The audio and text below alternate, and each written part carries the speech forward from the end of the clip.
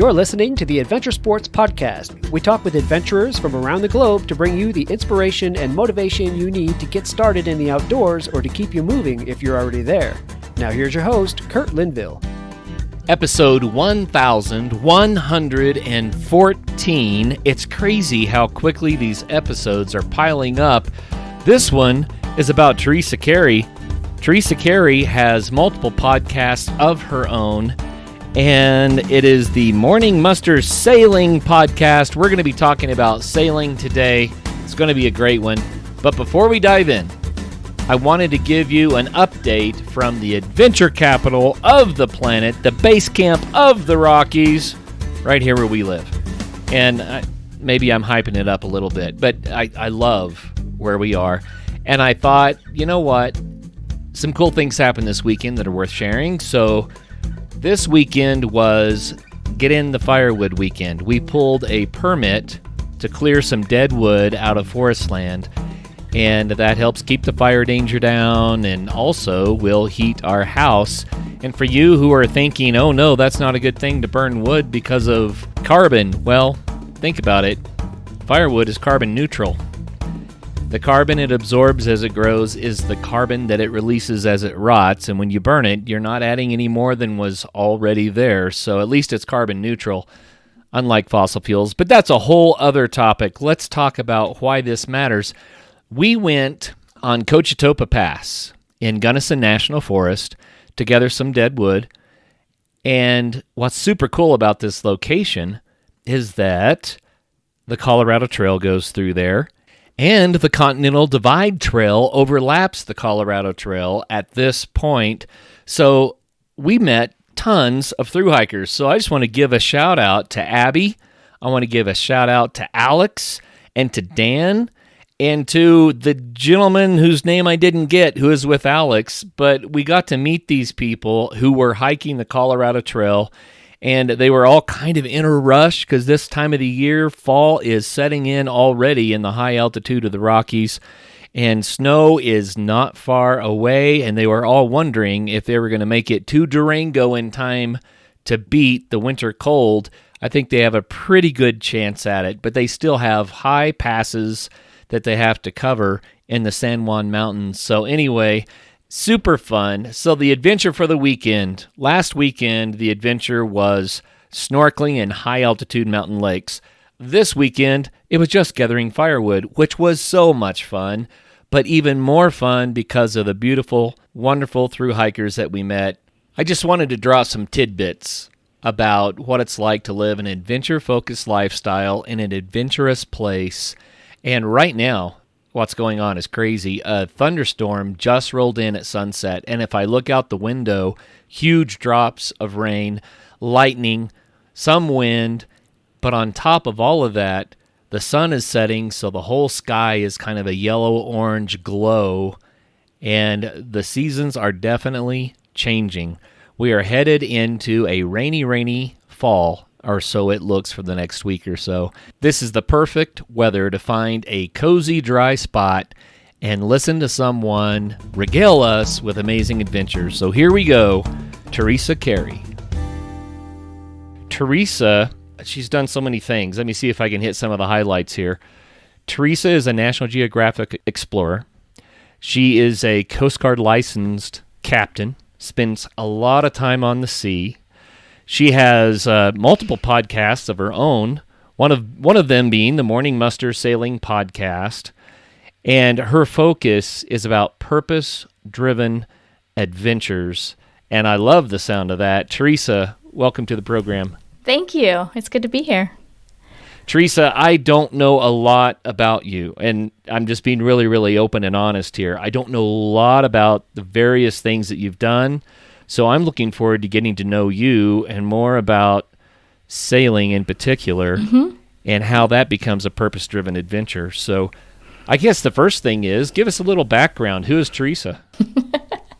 Who is Teresa? A very complicated person. I don't even know yet, so we might have to table that question. I think you've touched on some of it already, but I am a mother first and a creative person. I do science media, and also a little bit of an adventure. And I say a little bit, but really kind of a lot in the past. And the pace of life changes when you have a child. So still adventurous, but in other ways and in other timescales. So. Well, Teresa, I'm going to use the sinusoidal wave on you since you're a science person. Your adventure will be like a sinusoidal wave, your adventure life, right? And it'll shift its focus, but as your child or children, as the case may be, as they get older, then adventure just gets that much bigger and more exciting because you get to do it with the people you care so much about. And, it's unhealthy for parents to live vicariously through their children too much. But when you are caring for a younger child and you see the sense of discovery and joy of experience, on their faces, then it adds such a beautiful level to adventure all over again. I mean, it's such a gift to be able to give a child an opportunity of some sort of adventure. We went and lived in Italy last year for 3 months. And that was a land-based adventure, not sailing, even though we have a sailboat and this great opportunity. And we're planning a big family sail next year in 2026 for a year. And I say planning because it's only in the planning phases, so we could still change our mind. But it is really a gift to be able to give a child some adventure, but it doesn't have to be grandiose either. We just went camping last weekend for one night. And we had such a wonderful adventure, collecting feathers and fancy rocks and like creating this magical little scenario with these treasures we found in nature, and then sleeping in a tent by a lake. It was amazing for one night. Well, how old is your child? 6. It's such a beautiful age. And I always tell parents, having lived it myself, I tell parents, younger children are not into the huge macro adventure. You go on a hike to get to the big view, the vista, so you can look out across whatever it is you're supposed to look out across. They don't care so much about that. They want to play under a bush and look at the roly-polies and the ants and, experience nature kind of on the micro level. It's true. And if you can engage with them in their world, I mean, when you go dragging a younger kid on a 10-mile hike to get to the big view, they don't really get that. No. Doesn't really work. But all the leaves and sticks you collect along the way and all the magical stories you come up with as the adventure, or maybe you see a squirrel, that's exciting. Right. But, it makes me think of something that I always say. We take a lot of people sailing. My husband and I, it's part of one of our businesses we have, is we take a lot of people sailing. And the sunsets are very, very beautiful on the ocean. And it's just, the colors can be stunning. And I might be sleeping when sunset happens. It depends on what kind of passage we're on. But my husband's always like, come up and see the sunset, come and see it. And I'm always like, you know what? Seen one, seen them all. This is not what I'm here for. It's not the sunset. It's not the view. It's feeling the salt on my face and having the experience of working with my hands and moving the boat and doing all of that is more of the adventure that I'm here for. Wow. So it's a lot about the boat for you. It's a lot about the experience. Yeah. Just being on the water, feeling the salt on my skin, working with my hands to make the boat move and to keep myself and the boat and the people aboard safe. Like, that's the real adventure for me, and not necessarily the beautiful sunsets. It's a lot about the experience. Yeah, because it could be camping, like you said, hiking up a mountain. It's not for the view. It's to get to use your own 2 legs that we are so privileged to have to get to the top of the mountain. That's amazing. Yeah. Well, and just to revisit one more time, children, I took a hike this last weekend in a kind of a busier Front Range area. And I was kind of chuckling because here was a little girl whining and with her arms up, walking behind her dad, saying, uppy, uppy, uppy, uppy. Yeah. I was kind of laughing because I remember the experience of that, of course. You mean saying uppy, uppy, uppy? No. Yeah. I mean, my children doing that. That the idea that, it's not about the distance covered for the kids. It's about the experience, right? Like you're just talking about. It's than just we hiked 12 miles and got to the tip of a peak somewhere. Well, let's dive into a few things about sailing just to orient the audience. First of all, you are a master mariner with U.S. Coast Guard. That doesn't mean you're in the Coast Guard, and it does mean that you have a captain's license. That's correct. Yes. So explain how that works for us. How do you acquire a captain's license? I imagine it's similar to getting like a pilot's license. You have to demonstrate your skills by days at sea. You have to have 360 days at sea, and you have to take a big exam. You have to pass a drug test and a physical, and then you can apply for a license. You have to have references. Wow. So, and there's different grades of license. There's license for sailboats or power boats or towboats. There's license for smaller boats or bigger boats. And what is your license? 100 tons. Goodness. And then there's a license for coastal waters or offshore. But any boat that has paying passengers is a commercial boat. Right. And so that person who drives that boat has a license of some sort. Well, a friend of mine took me out on his yacht. Did you pay him? Did he accept money? No, I did not pay him. We just had fun. Yeah. But the reason I bring it up is he said if I got a bigger boat, I'd have to hire a captain. Maybe because... And I wasn't sure what that meant. I think what he's meaning is if he has a bigger boat, he probably isn't prepared himself to sail it by himself without assistance. Okay. Because I don't think there's... And I could be wrong on this, but I'm not sure at what point you're required to have a captain on a boat. A commercial boat has to have a captain. Right. But a recreational boat doesn't have to. Well, I was curious what he meant by that, and it very well could mean just that it would be too much. I wouldn't be having fun anymore. I want something that's more manageable. Yeah. So if I got a bigger boat, I would have to have someone else taking care of that side so I can enjoy myself. Yeah, and bigger boats they're a lot to manage. You need more people too. So yeah, yeah. Well, we did get into a storm that was as big as the boat was rated for. I'll say it that way. And as we were coming in to port, there was a horrible crosswind in a very narrow channel, and it was all he could do to keep us off the rocks. Yeah. You know, that's tough. And those are the situations where it's like experience and know-how and understanding how all these things work. You know, that I could see the huge advantages to that. Okay, so you are a captain, and that's super cool. Mm-hmm. And you're saying because you did this because there's a commercial aspect to your sailing. So what is it that you do? Oh, I've been working as a captain for quite a long time. I mostly worked in sail training experiences, like teaching people to sail or taking them out for an experience. That's not my focus as of late. I still have a business with my husband, More Alpha Expeditions. He's primarily on the captaining the trips, but it's a business we share, and we're very proud of it and excited about it because we do sail training expeditions for people coastal and offshore. And they're really robust, really solid training experiences. We've worked really hard to get it to be great. And but we also have a family, so I'm home a lot with my child. And so the other thing that I focus, I guess I have a split career or two careers. The other thing that I do is science media. Right now I'm working on a podcast called Curiosity Weekly. Curiosity Weekly. Yeah, with Discovery. Okay. And you said Morse Alpha Expeditions. Yes, like Morse code. A lot of people say Morse, but it's M-O-R-S-E. Morse. Morse. Mm-hmm. Morse Alpha. Morse Alpha. Mm-hmm. Okay.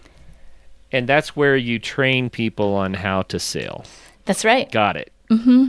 Now, you keep coming back to the science side of this. Let's get to that in just a second. I'm going to leave that one dangling, okay, for just a moment. We don't know where you do all of this. Are you on the East Coast, West Coast, Gulf Coast? I'm on the best coast. I'm on... Which one is that? The Northeast Coast, the coast of Maine, the great state of Maine. Oh, lovely. I mean, if you want to go sailing in the U.S., the coastal waters of Maine are amazing, absolutely stunning. They're rugged, they're rocky, the granite cliffs, the fog, they're mysterious. It's wonderful. massive tides. Yeah, there's some big tides too. Although the Northwest, like Puget Sound and north of that, Yeah. has bigger tides, or they have stronger currents at least. Okay. And that is my second favorite place in the U.S. to sail. Well, I have sailed in the San Juans in the Pacific Northwest. Yes, that's a beautiful spot. And that's my one little sailing history, is that I actually got to do that once. And we brought a captain on board Yeah. to pilot the vessel because we didn't have the experience. But it was an amazing experience. I got to ask the obvious question, though. I've been landlocked, my whole life, except for when I go on vacation, right? And my whole family gets motion sickness. Oh. And our sailing adventure, we had a delightful time anyway, and I have to say it that way because it was hard. We did not feel well. Yeah. It was really hard. How do you address that, Teresa? If people are worried about that, it's got to be one of the biggest headwinds for getting into sailing. It's true. And a lot of people say I could never do it because I get seasick. And I'll tell you what, in my experience of all the people that I've taken sailing that get seasick, which is myself sometimes as well, it always goes away after 24 hours. Now, having said that, 24 hours is a long time to sail for some people. Yeah. Most people go out sailing for a couple hours with their friends, have dinner on the boat, maybe see the sunset, come back in. And so they never get over it because then you get on land, it resets. You go back out sailing again a couple weeks later and you've gotten seasick again. So you feel like I'm seasick all the time when I'm sailing. But if you're going to do a crossing, if you're going to sail a big passage, it almost always goes away after 24 hours. And I say this out of experience. This is not scientific. Okay. So I cannot make any promises to anybody. Well, the funny thing in my experience is we were in some pretty decent waves. We had a lot of rocking and rolling, and maybe that was part of it. But we were out for almost exactly 24 hours. And probably it would have gotten better from that point. But when we finally got back to port and stepped on dry land again, I got sick all over again. Oh, no. Because it wasn't moving. Right. And so I thought, wow, this is proprioception and all that kind of stuff. It takes a lot of adjustment. Yeah. We call that dock rock. When you come back to land and you're on the dock and you still feel like, whoa, I'm on a boat or in an elevator or something. People make jokes about, the old pirates and sailors who drank too much. It's maybe they're already. How did they do they're it? feeling that way, Oh well, let's move on from that. One other thought that I had, which is fascinating, but when astronauts come back from a microgravity experience, then they experience the same thing. It's not dock rock, right? It's earth rock maybe, Exactly. but some of them have to be laying down for days before they get their ability to balance back. Yeah. That just sounds crazy. Yeah. I guess that's what happens when we encounter new and wonderful things. Well, let's talk just a little bit more about sailing. How did you get started in sailing?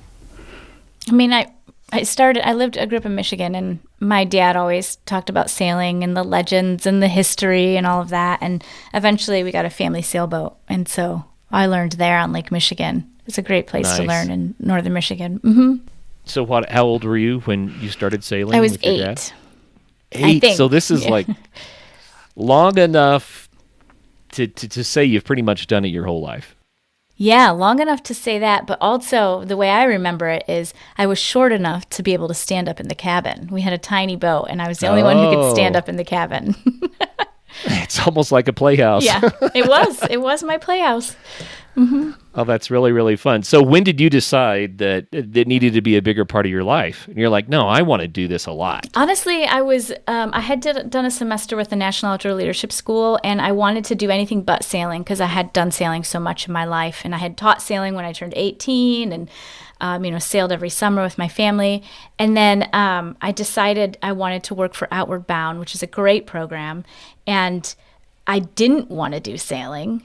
I wanted to do ice climbing, mountaineering, but my skills weren't there. And so I thought, well, my skills are in sailing, I will apply to their sea program, get my foot in the door with Outward Bound, and then move into mountaineering eventually. But there was a great need for sailing instructors there that had licenses, and I got mine the second year I was there. And I just fell in love with the islands and the ruggedness of the boats. The boats are very much like Ernest Shackleton's lifeboats, when all the men took to the lifeboats and rowed around in the Arctic. And so they're just the whole experience of that, and the seamanship and the skills required were just far beyond what I had learned on Lake Michigan with my father. And I just loved it, and I just stuck with it. And so from there, I went on and did, we started our own sail training business, and to teach people the rugged skills, to be prepared, to be self-reliant on modern yachts, the kind of boats that people would buy to go cruising. And I just kind of stuck with it like that. And honestly, the sailing then drove me to science media. It all makes sense in my history and the timeline of my life, even though sometimes it's hard to make that connection between you were a full-time working captain, a mariner, a professional mariner, and now you're a science media producer. Where's the connection there? But there is a clear connection. Well, and your science media, you're with Discovery. Yeah. Right? With a podcast with Discovery. Mm-hmm. How did that come about? Well, that job I just applied for. Just sent in a resume and said, I'm game for this. But is the question how I got that job or how I went into science media? How you went into science media, I guess. But before we skip over this, Curiosity Weekly. That's correct. Is where people can hear what you do with Discovery? Yes. Mm-hmm. Okay, I wanted to make sure we got that out there. But how did you get into science media? I would say that there were 3 significant expeditions that I took on a sailboat, that led me to science media. And each one of those was more and more purpose-driven in science or conservation media. The first one, this was in a small sailboat with my husband, who was not my husband at the time. He and I decided that this is what I wanted, was to just sail north until we saw an iceberg. I was very interested in seeing an iceberg. Yeah. And we ended up seeing the Petermann Ice Island, which was the largest Greenland iceberg on record, and I believe it still is. And we made a film about this. We had a production company approach us and say, "Hey, can we make a film about your trip?" And I said, "Well, yes, but only if I can be an equal part of production." And I don't know anything about media production. Right. But it was it was with Derek Rowe and Doctrine Creative, and it was a great partnership there because his philosophy was, you can do anything that brings you joy. And I said, well, it brings me joy to be a producer, even though I had no idea. So I was a part of making this film, and I said, this is no longer an adventure film. We've just seen the largest Greenland iceberg on record. There's a story with this iceberg. It drew the attention of climate scientists globally when it broke off of Greenland. There's a story to tell there. The Petermann Ice Island is a character in our film, and so it became an eco-adventure documentary and just a really holistic experience, not just a sail, a holistic experience to go up there, look for this specific iceberg, tell the story of the ice, the Greenland ice and climate. So that was, I would say, my first taste of science media. There's nothing like jumping in wholeheartedly to a feature-length film for your first taste of media production. But we did it, and we did it well for a first film. So. Oh, what a beautiful opportunity. Where can people see that? I think the website simplequestionmovie.com is still up and running. I'm going to double check after we get off this call and make sure. That's super cool. So how long ago was that? That was in 2011. 2011. Mm-hmm. So it's been a bit. It's been a bit. Mm-hmm. It's been a bit, and a lot of water under the hull since then. Yes. Yeah, I should calculate my miles. I don't know what that would be. A lot of people keep track, but I don't. Well, I don't count my mountains, Teresa. Mm-hmm. I just love to climb. Yeah. And there's some freedom in that, too. Yeah. After you got into, I guess it became a documentary, feature-length film. I mean, that's awesome. What came next? Well, after that, I think I really wanted to do more science media, do more stuff like that. But my greatest strength was in sailing. And so what I ended up doing was I started a nonprofit through the Ocean Foundation called Hello Ocean. And the goal of that was to create these collaborative expeditions that provided early career scientists with a research vessel to get them out on the water, because research vessels are expensive. It's hard to get time on a research vessel as a new scientist. So we provided early career scientists with a research vessel, and we also brought people on board that were creatives, musicians or filmmakers or artists in other ways. And so we would have these collaborative expeditions where everybody was involved in the research led by the scientists, and also doing their art and media at the same time. What a beautiful idea. On a sailboat, not a powerboat. Right, on a sailboat. Yes. So, how big of a sailboat? What was the size? Oh, what was the length of that boat? We used a catamaran. I honestly, I can't remember it. I think it might have been like 55 feet, something and a like catamaran, so there's a lot of square footage. There's a lot of space, yeah. Comparatively. Yeah. Not a research, but not like a big, right. research institute boat, but plenty to do what we needed to do. So I love that idea so much. Yeah, and we did microplastics research. We had this big tow that we towed. We did marine mammal research in Belize. It was the first survey of marine mammals in Belize to get a sense of what was out there. So there could be some decision making on offshore mining and things like that, and noise pollution. And so we had drones on board. We had lots of people, of course. We had a musician like a DJ style musician who was recording the sounds of the marine mammals to use in his music, all sorts of things. It was really great. It was a lot of fun. That's so fun. And a lot of learning between the disciplines, a lot of learning. It was interesting to hear sometimes scientists say, well, why do I have to help with this art? That we need the science. And it's like, you need both to tell a whole story. Right. So. Well, it's the art that touches the soul and gets people interested in the science, I think. We hope, but it. It's also the science that touches the soul. It's just everybody's soul is touched in different ways. Everyone's different. Yeah. And I mentioned to you earlier that I was a science teacher for a little while, and I very much enjoyed it. I've always been fascinated by nature and anything scientific. I'm going to just be raw physics, and I'm happy. Yeah. Not everybody is that interested in it, but for me, I'm just so darn curious about how the world works and the universe works and how it all fits together. Yeah. That for me, that would be enough. But when you see a creative person do something that's, I don't know, inspirational on some level, that just adds a sense of wonder for me. So I love the combination. Yeah. I really do. I think it's fantastic. And I never thought about this. You said marine mammals, Belize, and I thought, well, wait a minute. I always think of marine mammals as northern latitudes, not Belize. So what kind of marine mammals were you encountering down there? Mostly dolphins and manatees. Okay, manatees. I didn't think about that either, but that makes sense. Yeah, but the manatees were closer to shore, and we did a lot of offshore stuff too, so we saw a lot of dolphins. That's fun.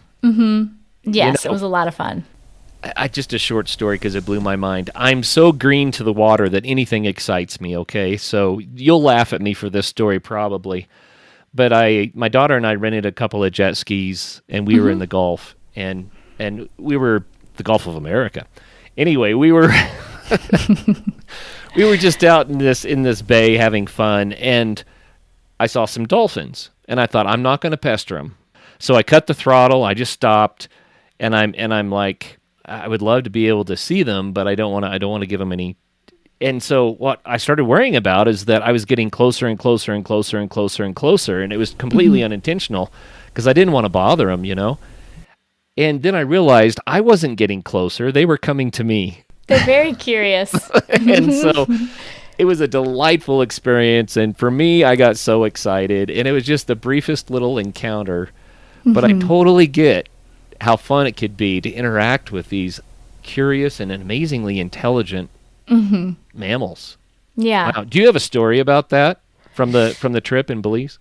Well, I remember a lot of the interacting we did. We were counting and identifying marine mammals, Okay. and making a survey of what's out there. Very scientific. I mean, yeah, that's how you find out what lives in these waters. We don't know. No one knows exactly. Right. So let's go out and count them and do transects back and forth, and see how many we can see so we can get a sense of how many live out there, where they're concentrated, where they don't live, that sort of thing. Okay. And we had drones. Eric Ramos was the lead scientist on this, and he had some techniques with these drones for finding big pods of dolphins, hundreds of them. I don't even know how many. Must have been hundreds in one group. And he would spot them with the drones and we'd sail over to them. And they were also curious, like you described on your jet ski, and they would come to the boat and they loved splashing and jumping in the wave that it comes off the bow of the boat. Yeah. And they would and for just maybe an hour, they would stay with us and sail with us. And we would be taking pictures, we would be counting them, we would be squealing and laughing like children.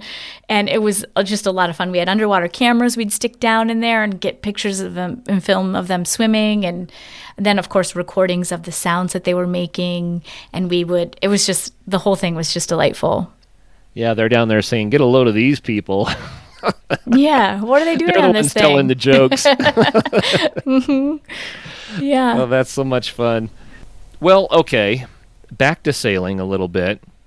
I totally get the intersection of science and sailing. I mean, you're in such an amazing natural environment. And the word I wanted to use was pristine, but I think pristine is hard to find these days. Yeah. What do you think that the biggest threat to our marine waters on this planet is right now? I know there's several, but what would you say? Well, I think the word climate change is probably not the answer you're looking for, because it's become a blanket term that means so many things. Like everything is so integrated that one little adjustment of the climate is going to have all these downstream effects, just a ripple effect on so many things. But ocean acidification also related to climate change. Like I really just think we need to get a handle on this. And that is what I think the biggest threat is: the warming, the temperature, the acidification, of course, marine debris.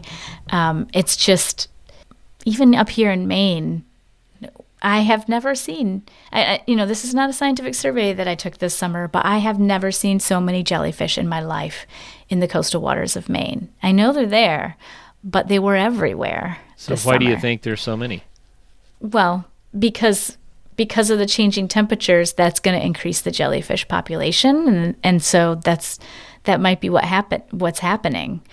But that's my assumption. Like I said, it's not a scientific study, but we do know that the organisms that are in the Gulf of Maine, that are anywhere, are going to start to shift as the water temperatures change. Yeah, we could call it ecological adaptation or some big fancy buzzword. I just made that up. It's probably a word. Yeah, totally. I mean, the word is jellification when you have more jellyfish, but some animals are moving out. They're saying this water's too warm, and some animals are moving in saying, finally, I can live here. It's warm enough for me. Wow. And sometimes it just doesn't make sense for the rest of the ecosystem, and it causes a disruption. A couple of other things that people are probably voting on right now. They're screaming at their iPod or whatever they're listening on, and they're saying, but what about all the plastics floating out there?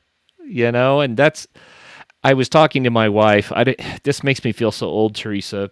And I'm not. I'm only 23, even though if you see me, I'm a lot older. But I remember when 2-liter bottles came out, and the soda pop, whatever you want to call it, they were all in glass bottles prior to that. The only thing that was in plastic that I can remember prior to that was milk jugs. Yeah. Right? And I don't remember a time before milk jugs, but what I'm talking about here is that there was a time in my lifetime when plastics were not in wide use. Right. That's not very long. Yeah. And to see how they've impacted the environment in just a few decades. You mentioned, I said climate change has become like a blanket term, and then you said plastics isn't, maybe that's the big issue for the oceans right now. And it is a big issue, and you're right, but I would argue that that's a part of climate change, because plastics are also 99% made from fossil fuels, like oil and natural gases. And so the entire life cycle of the plastic, from extraction, refining of fossil fuels, plastic production, manufacturing, disposal, that whole process releases greenhouse gases along the way, and that's contributing to global warming. So, and then also some of that plastic ends up in the ocean as waste. And, so it's like a double whammy with plastics. Well, and then PFAS, is that what it's called? The forever chemicals that are in plastics and other things. But a lot of, and I'm going to go ahead and say this for you outdoors people out there, Gore-Tex, ooh. A lot of the modern clothing is spreading these chemicals into the environment. And some of these chemicals, I just saw a video on this, so I'm regurgitating what I remember, but some of these chemicals have a zero tolerance by the EPA. There is no level in parts per million or billion or even trillion that's considered acceptable. It's just, no, these should not ever be in anyone's body. They should never be in the environment. And it's sad to say that the outdoors industry is contributing. So I just want to throw that out there, not to make people feel bad, but just to build awareness. You know, there are some, though. I mean, that Gore-Tex is a wonderful material, and that it lasts a long time. It keeps you dry. It's breathable. It's really great. The alternative, I guess, we could go to oiled canvas, which is awesome because you look so rugged and grizzly when you wear it. And it's heavy. Yeah, it makes you strong when you carry it. But there are, some really circular options for Gore-Tex and for these materials to have them recycled and reused. There are programs that will take used coats back and refurbish them or recycle them. And so I think there is certainly a growing awareness of this issue of these. We don't always need fresh materials to get the things that we want or need in life. Like a Gore-Tex jacket would be maybe a need sometimes, depending on what you're doing, of course. It's important to stay dry and warm. So I think that's just, it's unfortunate that responsibility relies primarily on the consumer, around you and I, to find ways to, where do I take my jacket when it's time to be retired?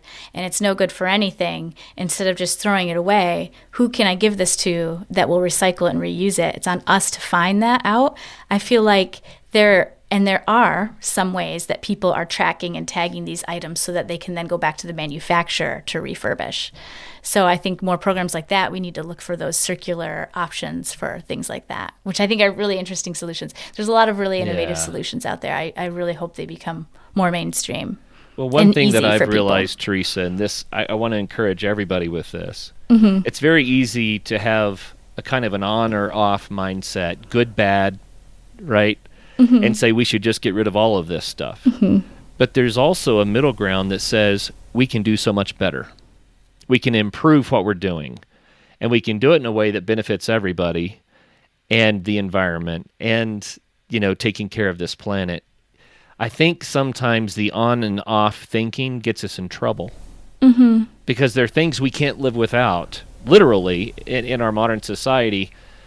For instance, if we cut off all fossil fuels right now, then about a third to half the population of the world would starve to death. It's the point is that there are ways to do things in a much more responsible, better way where we can care for the planet and care for humans too. And I love your example, of what do you do with your old adventure gear? Why not be thoughtful about it? And that's super cool. There's another, I don't want to spend all of our time on conservation, but I think it's very important. Another huge one that I hear a lot about, and this one actually speaks to me. The fisheries being decimated and the decline of the fish populations. And there's a beautiful solution. There have been studies done where you don't have to protect the entire ocean to keep fish populations from coming back or to get them to come back. If you can just kind of protect the areas where the fish spawn, what you might call a hatchery, then what happens is the fish spawn there, and the fish of course, the fish move on from there to other areas, and the fish total populations rise. Because you're doing conservation in a small place, the entire ocean is better off. Yeah.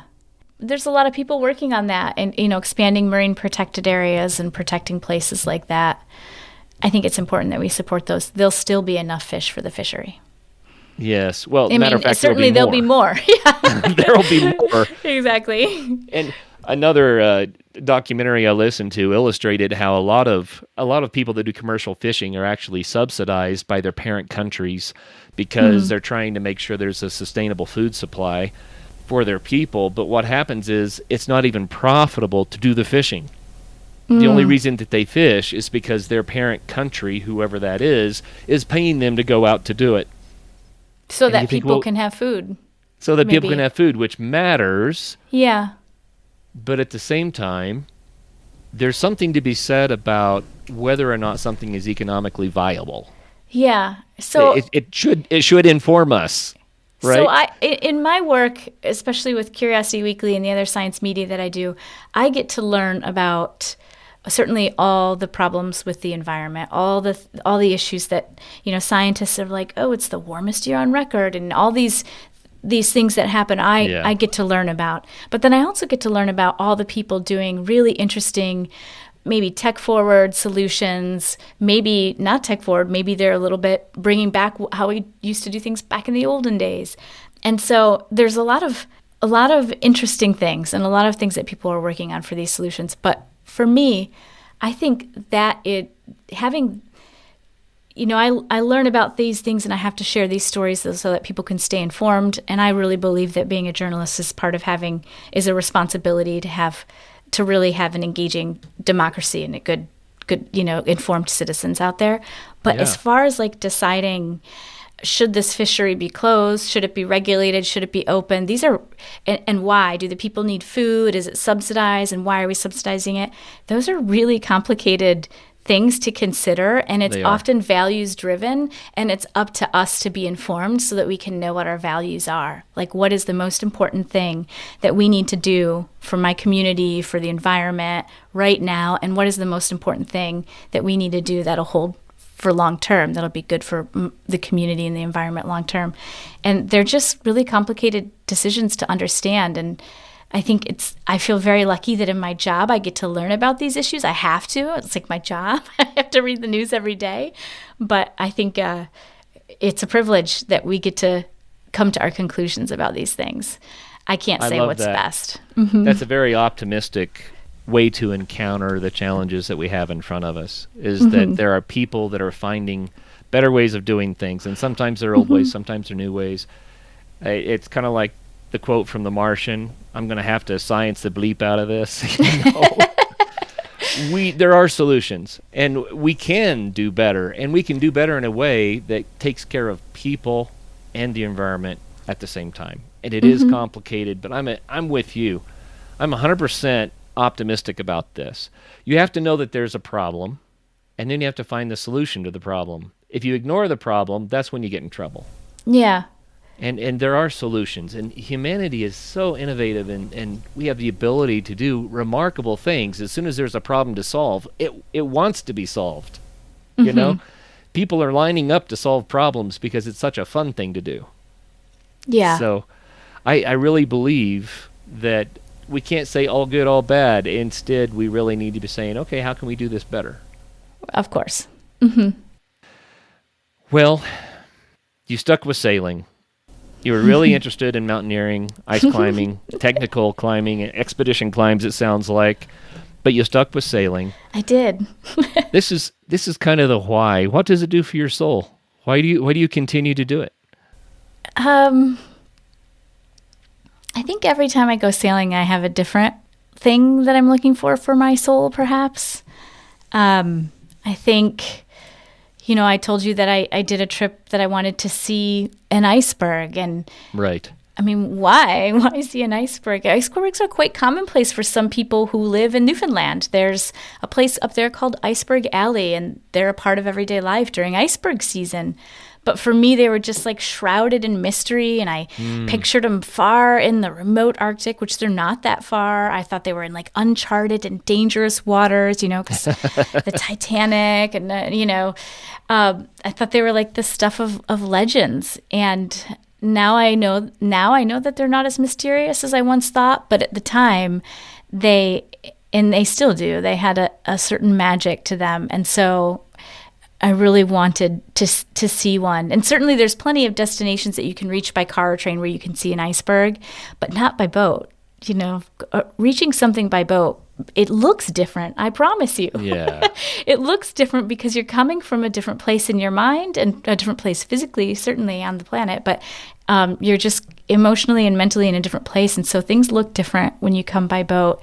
And for me, I went north because I had already been south to warm waters and beaches, and that's not for me. I don't like lounging in the sun. I don't like squinting at all. Okay. I like being shaded, and I like being bundled up. I like the chill. I like cold water dips, and I like foggy, kind of blistery days. And so for me, it's just that feeling of ruggedness and strength and challenge and steering safely through the mist and the cold. That, for me, is very satisfying, more so than lounging on a sunny beach. So a lot of people think of sailing as a relaxing, slow pace, and it is all of that too. But for me, I'm here in Maine.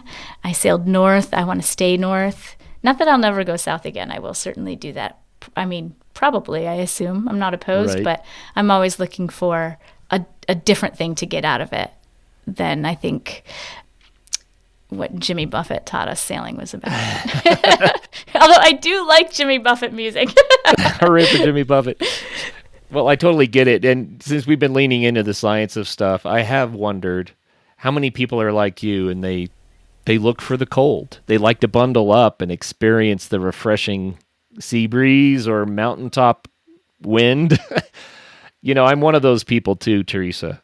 When I get to an area that's too hot and humid, I just start melting. Mm-hmm. And I grew up in a place in northeastern Oklahoma where we would have times when the temperatures would break 100 degrees Fahrenheit for 30 days in a row, and the humidity would be above 90% every one of those days. And it wasn't uncommon to have humidity at 99%, and all that. And I grew up in that environment, and I was miserable. I made the most of it, and the way I did that is by living in the water. Oh, yeah. You'd have to. Because but I know people, dear friends of mine, who love it. And they're like, no, I can't stand the cold. Are you kidding me? Give me this warm air that, is so refreshing. And now that would be a good science experiment.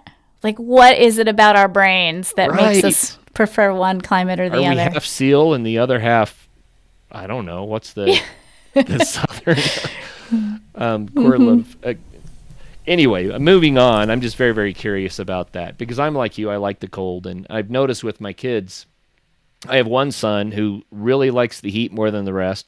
I have another son who really likes the cold more than the rest. I'm like, they grew up in the same place in the same family, but there you go. There you have it. Well, I grew up in Michigan. I have one sister who's still in Michigan. I have one sister who moved to California who's like, I never want to do a winter again. And I'm in Maine. The Maine winters are on the coast, at least, are more mild than where I was in Michigan. Right. But we do have winter here. Well, and cold water sailing is a completely different experience than more of the equatorial stuff. Yeah, definitely. And there's less people, which I love. It's not as crowded. That's fun. That's fun. So you have a theme here. It's purpose-driven adventures. Mm-hmm. Can we dive into that a little bit? What do you mean by purpose-driven? I think there's an opportunity to do adventures where the whole goal of it is to have an adventure or to have a relaxing time or to get away from your day-to-day grind, whatever that might be, the routine of life. And, we went sailing as a family for a week this summer, and that's what that was to just go sailing amongst the islands, anchor, go tide pooling, sleep in, drink tea in the cockpit, and read good books. Yeah, and it was That's wonderful. Great. But I think if I were to do another long-term adventure, it's really, I guess for me that I've done that kind of sailing off so much that I'm ready for the next way to enrich my life. Like adventure on itself is very enriching. You feel accomplished. It opens your mind to new thoughts because you're in a different space. You're living life at a different pace. Yes. You become more reflective, maybe more creative. And you come back from that adventure with new ideas, and it's a reset on life, and maybe you can create new habits or grow as a person and instill that into your life. It's all good. Yes. And then, but to go back and do the same type of adventure again and again, at some point I wanted something different. And so that's why I looked for, why not an iceberg? I've never seen one. They're so mysterious. And then why not do research and work with these different creative people and scientific people and learn from them and have that kind of adventure? And then my next journey was to Panama, to an indigenous village, and to sail the migratory path of the leatherback sea turtle and really get to know the sea turtle in this village and in Newfoundland and so forth. And why not have, every time it was a little bit, it evolved a little bit. My next adventure is, what can I give to my child for them to have such an enriching life? Right. Mm-hmm. So there's a different purpose each time. Mm-hmm. Yeah. Adventure, just for the sake of adventure and doing what you like, is that's a good enough reason. Mm-hmm. But it's not the only reason. And I agree with you 100%. When you can involve other people in a way that encourages them, or you can do adventure in a way that benefits other people or builds awareness around something, mm-hmm. Then it takes on a new meaning. And I'll take it a step further. Teresa, I think what it's really about is sorting out our own personal values, what really resonates with us, and then being able to incorporate the things we love to do with that value system in a way that makes a difference for others, a positive difference in the world. Mm-hmm. I mentioned to you before we hit record that we once had, I think one time in 10 years, but we had someone accuse us of just being a bunch of hedonists. You just mm-hmm. want to play all the time. Go get a job, And I kind of laughed because I thought, no, you don't get it. Yeah, there is mm-hmm. some of that, of course, but mm-hmm. no, this is about a healthier life and living a meaningful life that makes a difference for the world, a difference for the people, a difference for the planet. There's so many ways that you mm-hmm. can incorporate meaning into your adventures. Mm-hmm. And so I love your idea, the purpose-driven adventures. That's cool.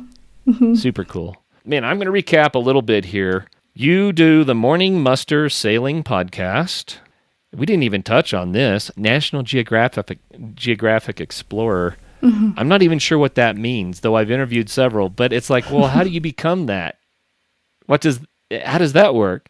I'm not sure all the ways to become a National Geographic Explorer, but the way I became one is I proposed a project, and I had already been working on the project, so I proposed the second half of this project to National Geographic and received a grant from them, an explorer's grant, and that made me a National Geographic Explorer. The project that I proposed was, I had briefly mentioned it earlier, I sailed the migratory path of the leatherback sea turtle between Panama and Newfoundland, met with the researchers in Newfoundland that are tagging and studying the sea turtles up there, and then went to this indigenous village in Panama where it's one of the largest nesting leatherback sea turtle populations in the world, or in the Atlantic. And I met with the indigenous village there and just learned about the sea turtle and their connection to us, to people, in these two very dramatically different cultures and locations. It was a storyteller's grant, and that is a film that is in progress. It's one of my never-ending projects, actually. It's hard to finish. It's hard to finish because there's so much learning that I did from this experience, and there's so much to say, but I also want to be thoughtful and careful with telling and handling the stories that I learned about when I was in Panama and then also in Newfoundland. So it's a really challenging project to finish. Well, that's super fun. So the idea is that if you can apply for something with a project and say, hey, I'm going to do this, and this is the reason, and that is one way to become a National Geographic Explorer. The first time I heard the term, I grew up with the National Geographic magazine, which yes, me too. I just loved. I just loved. It was so cool. It's probably the best periodical that and the that pictures there was were back beautiful. in the day. I just thought it was so inviting. so many ideas to explore and places to see, and I just couldn't believe it was my wish book. And that's one way to spark adventure. Just get a bunch of those magazines and look through the pictures. You also have the Morse Alpha Expeditions, and that's where you train people how to sail. And what did I miss? You have a lot going on, don't you? I do. What did I miss? We can just leave it at that. I'm a mom. I got to say that. That's like the most important thing.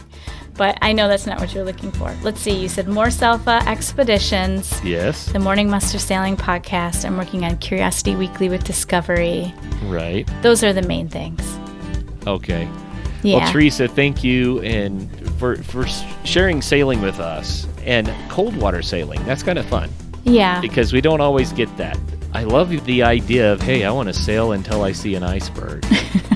Those are the kinds of things that I think are so cool because it's unknown, it's mysterious, and it's variable, and what a way to take on an adventure. Mm-hmm. Just super cool. But thank you for informing us on sailing and letting us know more about not just that, but the environment, ideas about how we can care for it, and maybe the number one way is to be informed.